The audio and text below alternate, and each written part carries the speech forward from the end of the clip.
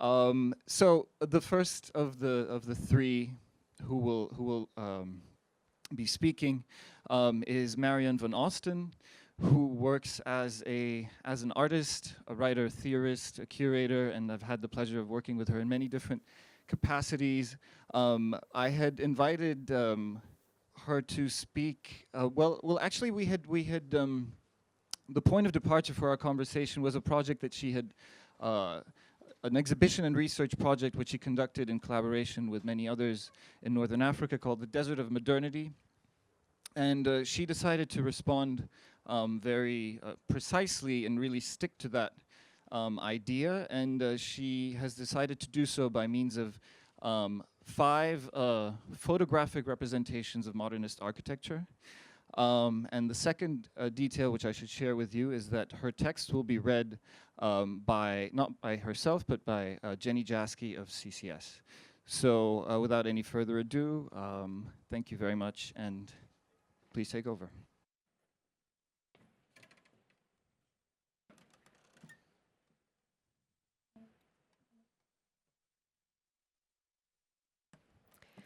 This canonic black and white photograph of modernist architecture in the mid-war years shows the Dessau-Turten residential complex from the southeast, with the larger buildings of the Konsum on the left, crossed by a newly built street that leads to one housing row and a pylon in the middle.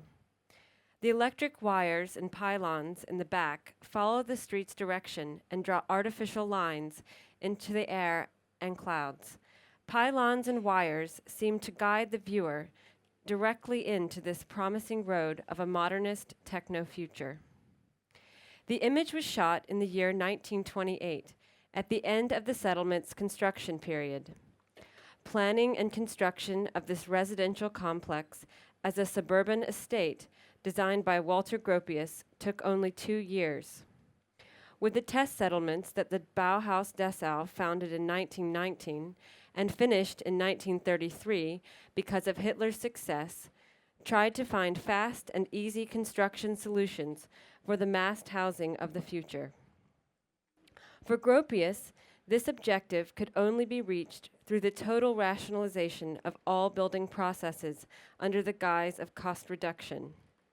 The building site was organized so that specialized labor brigades could build several houses simultaneously during each phase of construction. The settlement was built as a practical study on display, a kind of testing ground. Its aim was to prove the functionality of the building process, as well as to create a physical fact and promotion for modernist housing solutions and the industrialization of construction processes. The Dessau-Turten project by Gropius became a major icon for the industrialization of mass housing construction. In the interwar years, housing projects were realized in Germany mainly in the form of test or model projects or exemplary construction exhibitions like the Weissenhof settlement in Stuttgart. As many of the blueprints of modern architecture remained visionary expressions in Europe, black and white photographs presented these exemplary houses in newly designed exhibitions or magazines. Photographs thus played a significant role in the dissemination of modernist ideas and its aesthetic projects, and helped to produce imaginaries of their possible real existence. Not only color seems to be absent in these representations. People, animals, traffic, trade, and the city of Dessau itself are not represented. The pictures do not reveal how the newly built settlement was attached to its surrounding environment, or what inhabitants subsequently did with the buildings. For example, how they lived in it.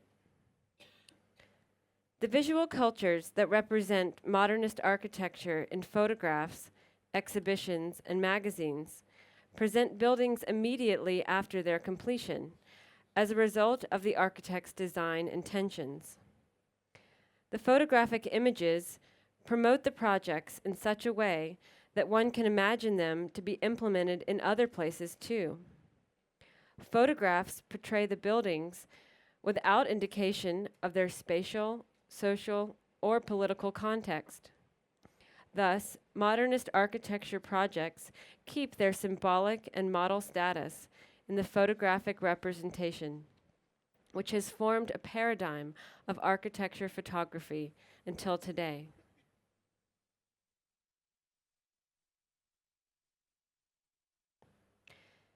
The following image takes us to a construction site of modernist housing estates in the outskirts of the harbor city Casablanca in Morocco. The spot is called Carrière Centrale. The image was shot in the year 1952. It takes the viewer on a flight over the newly built housing estates, the Cité Horizontale and the Cité Verticale. The photograph is a document of one of a large number of modernist housing projects that were realized in North Africa and many other non-European locations. In the post-war era, the colonial territories of French North Africa had become the extended testing grounds for modernist building projects. Officials in the 1950s called them urban laboratories. Many young European architects realized architectural and urban concepts on large scale in this non-European context. Photographs of these colonial modern projects shown in post-war architecture magazines made them part of the high modernist canon. Looking closer, one finds on the left of the image a smaller and darker grid-like structure consisting of small huts. This is one of the largest bidonvilles of its time. The bidonville settlements, built by their inhabitants out of canisters, arose on the outskirts of North African cities from the 1930s onwards.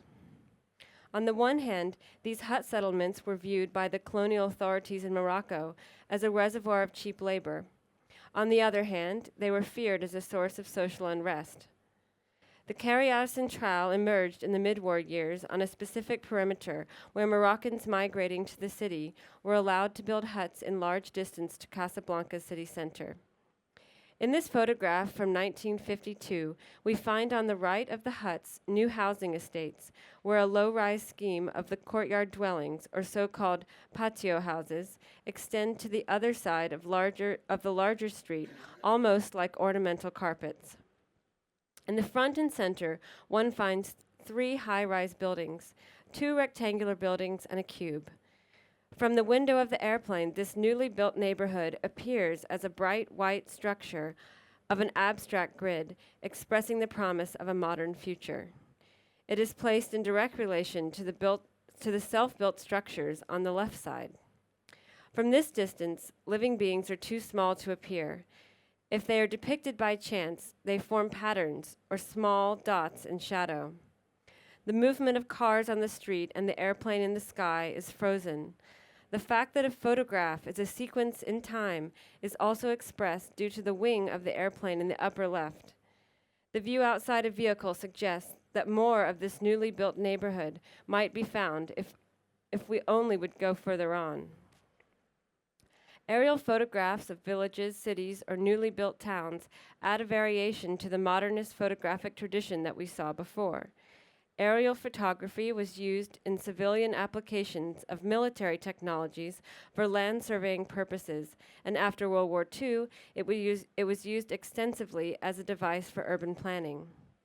In La Découverte aérienne du monde, the French sociologist Paul-Henry Chombart de Lauwe, known as an important thinker of French post-war urbanism, posits the methodology for extracting geospatial information from aerial photographs. In his book published in 1948, he promotes aerial photographs of new town planning in the French colonies and France. Chombart de Lauwe's methodology was applied for the extension plan of Casablanca. Thus, the use of Air Force photography for land survey, target bombing, etc., is not only interwoven with the destruction of the physical world seen in distance from above, but also with the construction of new living environments and concepts of living. After World War II, photography is used as a device of bio and necropolitics at the same time.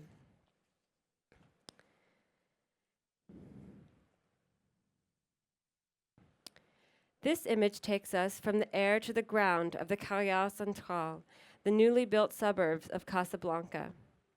In this image, the photographer has placed a donkey, his rider, and stones in front of the Cité Verticale, designed by the young George Candelas, Vladimir Bodiansky, and Shadrach Woods. Against the architecture ensemble is shown in the status of its design completion in the year 1952. Other than in the Turton case, this representation of modern architecture tries to signify the locality where it is built. By placing a work animal and rider dressed in non-European cloth, along with sand and stones in the foreground, with the newly built modernist ensemble in the background, this picture almost shouts to us, this is not Europe. Animal, man, or woman in traditional cloth and a rough territory are central signifiers for a photographic tradition of modernist architecture in the global south. This imagery makes its carrier in the 1950s and in the 1960s. We find it in the representations of modernist projects realized in Israel, Iraq, or India, like in the famous photos by Ernst Scheindigger from Chandigarh. European cameras create contrast at the level of form and content by placing a donkey, cow, or camel in front of modernist architecture's bright and shiny facades. Sometimes the animals stand dramatically alone, or the photographers make a representative grouping, say with children, a farmer, veiled women, nomads, palm trees, or cacti.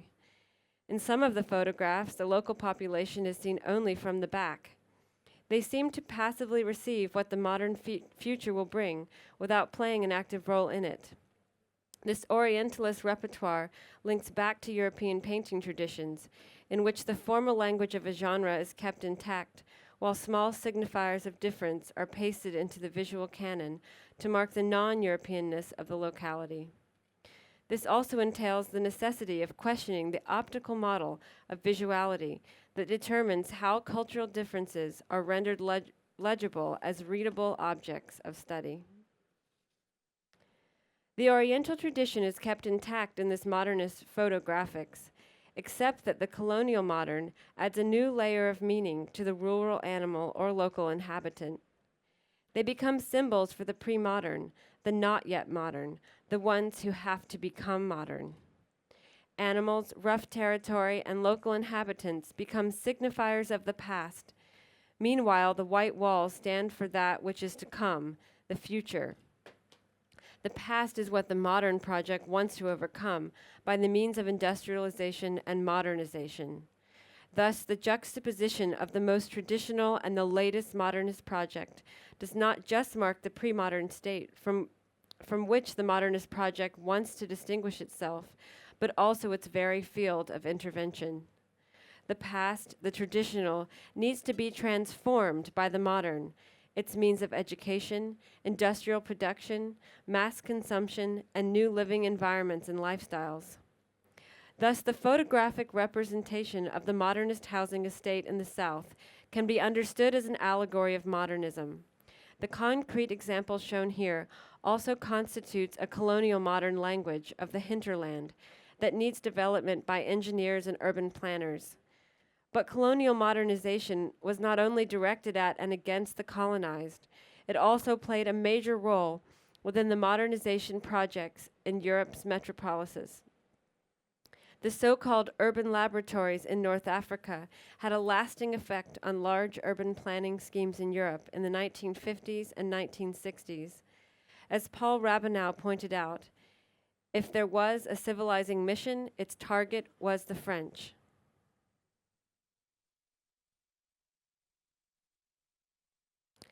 This photograph by the French photographer Jacques Bellin shows an inspection of the Carrière Centrale by the Resident General Francis Lacoste, the military head of the French Protectorate in June 1954.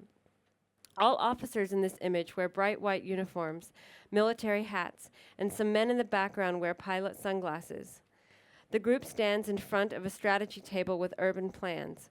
In the center of the picture, General Francis Lacoste is pointing outside of the image to a spot we can only imagine. Thus, the image also talks about things that we do not see. Lacoste is in the middle of the image, and he was appointed head of the French Protectorate in 1954. The inspection of a newly built urban development was part of the general's tasks. But the image does not give any hint for an urban project, just the urban plans do. Thus, the image could also show a strategy meeting for a military action. This connection between building activities and military intervention in Morocco was already drawn in the writings of the Protectorate administration, when the first general, Hubert Lyautey, said that "Un chantier ouvert vaut un bâtiment terminé vaut une bataille gagnée." 3 men in the image do not wear uniforms but suits, and they listen to the man in the middle. On the very left side of the group, in a gray suit, stands the architect and city planner Michel Lecochard, the head of the Service de l'Urbanisme. Next to him and to the general stands the architect Vladimir Bodiansky. He was among the many young architects from Europe who moved to North Africa with the Atbat Afrique office. Atbat Afrique was the African branch of Atbat, Atelier des Bâtisseurs, founded in 1947 by Le Corbusier and others. This so-called atelier was conceived as a research center where architects, engineers, and technicians would work interdisciplinarily. Originally, Atbat was formed to carry out the construction of the Marseille Unité d'Habitation. In the mid-1940s, the Protectorate administration hired Michel Lecochard as the head of the Service de l'Urbanisme to urbanize the new suburbs of Casablanca. Together with the Atbat Afrique office, they studied democratic developments and created resettlement and mass housing projects for the greatest number of Moroccans from rural areas who were working in the city's phosphate factories. The so-called Lecochard plan for Casablanca applied notions of culturally specific dwelling that took vernacular dwelling practices by the colonized as a point of departure for modernist housing projects. This resulted in different dwelling typologies for different categories of inhabitants, divided into mass housing for Muslims, Jews, and Europeans. These categories were indeed built upon already existing definitions of cultural and racial difference, but under colonial rule, they were reinforced and turned into governmental power technologies. The urban projects divided the Moroccan population into religious groups, Jews, Muslims, while the Europeans remained a universal category. Moreover, the estates for Muslims were built farther away from the colonial European city on the edge of an empty intermediate zone known as the zone sanitaire.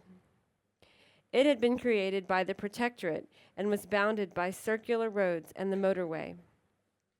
This striking spatial segregation was a legacy of the colonial apartheid regime, in which Moroccans were forbidden to enter the Protectorate city unless they were employed as domestic servants in European households. For European cameras documenting the new mass housing projects in Morocco, segregation stays out of the picture.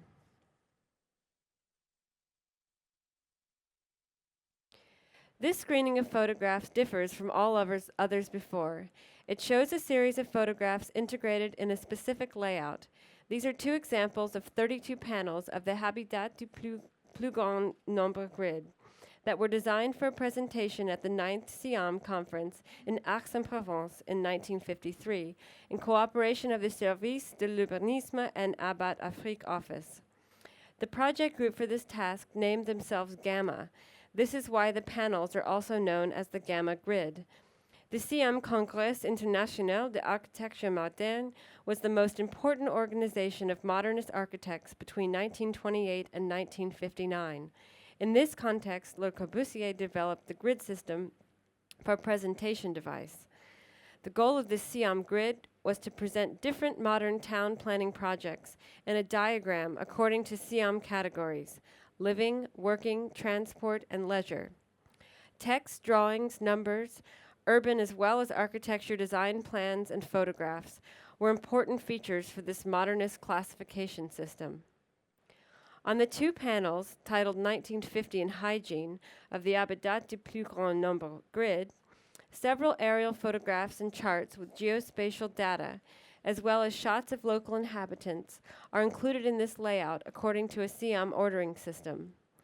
The photos show scenes of industrialization and modernization on the one hand, and vernacular dwelling environments on the other. The Gamma grid was meant as a study of everyday living conditions in the bidonville of Carrière Centrale and the newly designed housing projects on the other. But the presentation didn't respect the obligatory Siam categories, as it also highlighted the living conditions of local residents and vernacular dwelling cultures that the architects took as a point of departure for designing low-cost mass housing. The 32 panels argue as a research document for the culturally specific dwelling typology titled Habitat Marocain, or Housing for Muslims, that resulted in housing schemes of cité horizontale and cité verticale. The display argues for a translation of the vernacular into modern forms. It highlights an anthropological and sociological gaze on the local population and of everyday dwelling practices. It takes the self-built environment as a basis for planning methods.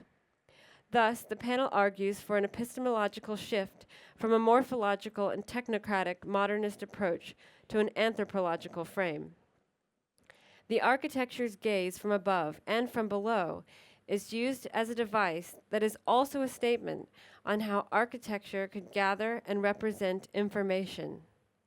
These studies of the bidonville, conducted in Morocco and Algeria, caused an uproar at the 9th Siam Conference that finally caused the dissolution of the Siam network and the constitution of the Team 10 group instead.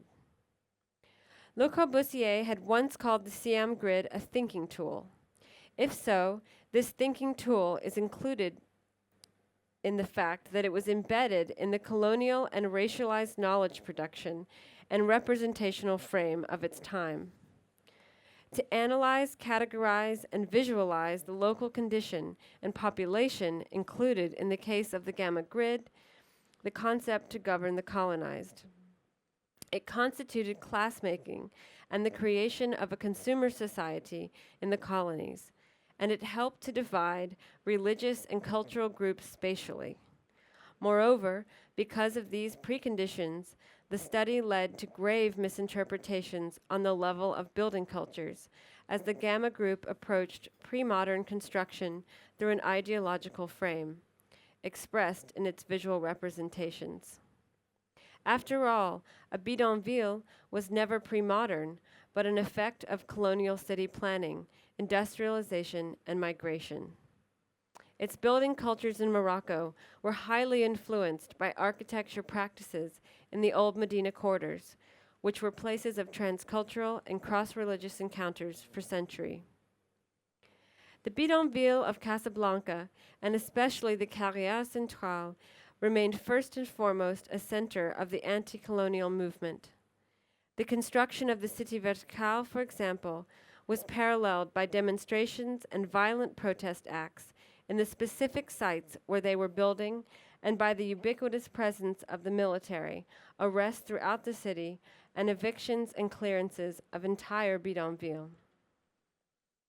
The general strike in December 1952, which was violently put down by the military, even originated from the Carrière Centrale, the bidonville that surrounded the building site of the Cité Verticale.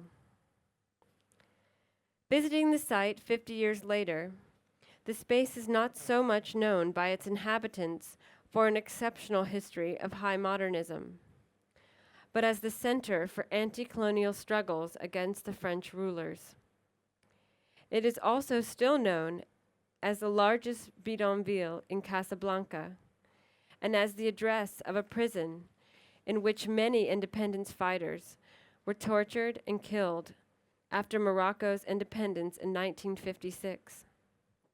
This stays outside of the universal cultures of high modernist architecture in the area of decolonization, and is absent in the existing photographic representation that is kept in the post-colonial archive.